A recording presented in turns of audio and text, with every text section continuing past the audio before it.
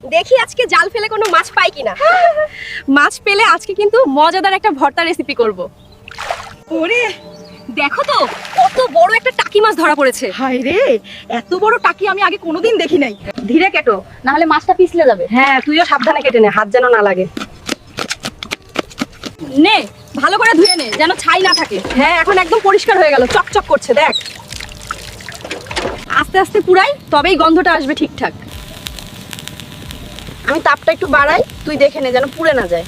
আমি এখন মশলাটা হালকা ভেজে নিচ্ছি। ঠিক আছে, আমি মাছটা কাটা ছাড়িয়ে রাখছি, পরে ভর্তা করব। এই নে, মাছটা সব কাটা ছাড়ানো হয়ে গেছে। দারুণ। এখন সব একসাথে মেখে নিই, কাকিমা দেখে খুশি হবে।